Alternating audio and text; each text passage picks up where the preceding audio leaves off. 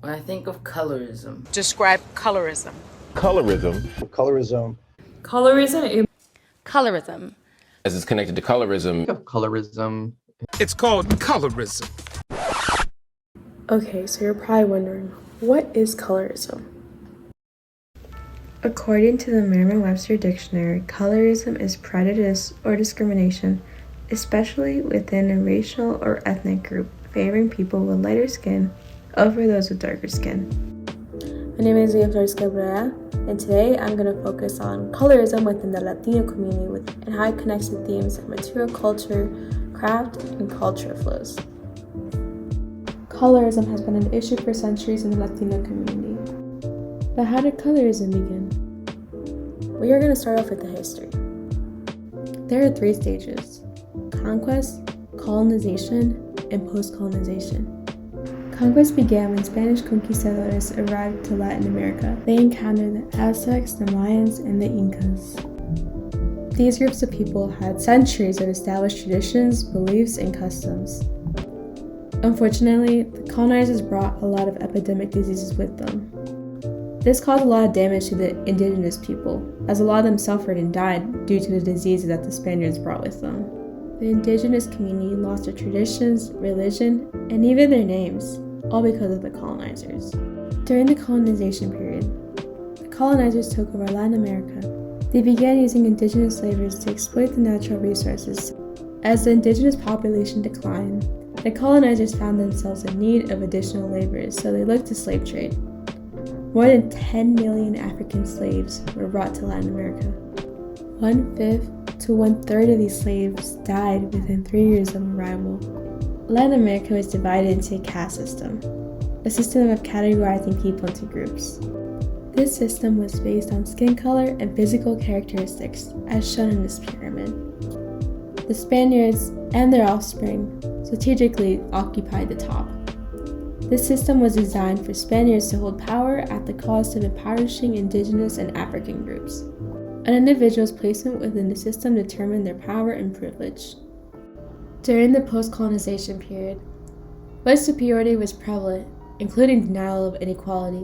Mestizaje is an ideology where everyone was perceived to be a mixed descent. This was one of the main strategies the Spanish colonizers used to de-emphasize privileges associated with Eurocentric characteristics. Afro-descendants and indigenous people grew to accept this ideology. Vicente Guerrero became Mexico's second president in 1829. He decided that race would no longer be a demographic category as part of Mexico's national census. This decision would have major repercussions for future generations. Mestizaje continued, and Afro-descendants and indigenous people became invisible throughout Latin America with minor changes to the stratification system.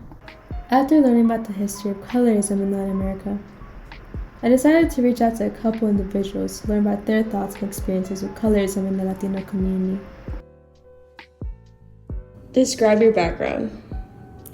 So, I'm Salvadoran. That's where I grew up. That's where I was raised. And then my ethnicity, I would just consider myself Salvadoran.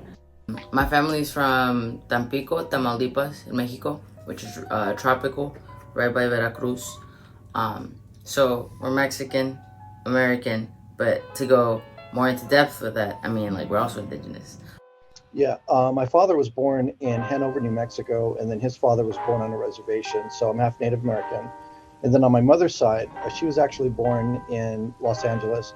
Both of her parents were born in El Paso, Texas, and then you get into Zacatecas, Mexico.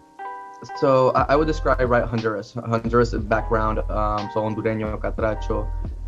Do you experience any positive or negative treatment within the Latinx community based on your skin tone? At least here in the States, it's like a mix, because I've gotten a lot of comments because of my skin tone that I don't look Latina. I was in elementary, I think like 3rd grade, and I was walking in the neighborhood, like just walking to my friend's house. And, like, somebody from another house was just like negra, meaning like black. Like, I was 18 years old, and I went to meet my girlfriend's parents for the first time. Both of them from Mexico. They were both Mexican descent. And the first thing that the father said to me was like, "Oh man, you're dark," as if it was an issue. And I just thought, well, what does that even mean? But then I started to realize, wait a minute, maybe some of these things that have happened to me that I've normalized is actual racism within my culture. And sure enough, I was right. Do you think others with different skin tone get treated differently? In your case, like Latinos who are like lighter skin? Yeah, I find that, they're more popular. They're given more opportunities, even in classroom settings. And again, it's reflection.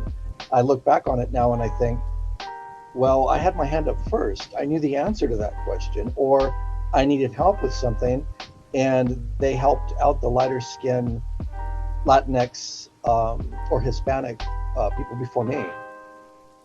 And even like my wife, though, I have seen like different scenarios where we're speaking Spanish, and I don't know if it's the skin tone or the Spanish, but she gets stared at more, especially when we were living in more wider, like small towns.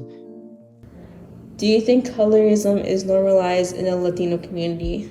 I would say yes. And it's normalized a lot because we don't talk about it.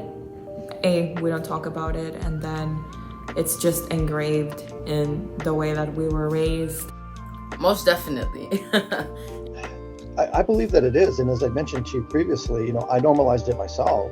Colorism in the Latino community, it's a point where we don't even see it as a problem, which is terrifying. Let's say a family member is about to give birth.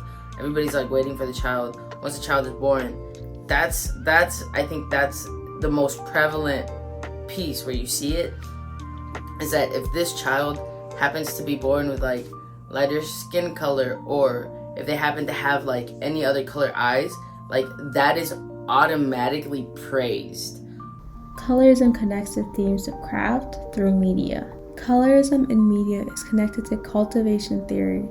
Cultivation theory is a sociological and communications framework to examine the lasting effects of media, especially television. Media plays a major role into colorism, specifically telenovelas. Telenovelas are soap operas that are primarily based in Latin America. A lot of them are produced by Televisa and Univision. The problem with telenovelas is that most of the telenovela stars are usually lighter skinned, even though it's in Latin America, which has people of all shades and colors. But typically the lighter skinned actors are the lead roles, protagonists, people with power, people with money. And then if they do have darker skinned actors or indigenous actors, they tend to be more like the help or like the antagonist, or they tend to be poor, they tend to be portrayed in a negative light. The problem with only portraying light-skinned people in a good way is that audiences will strive to be light because they see that the people who are lighter have power, they have money, they're successful, so they want to look like that. This is because of cultivation theory. The way dark-skinned people are portrayed in telenovelas can be very problematic and damaging to the communities because it can create stereotypes.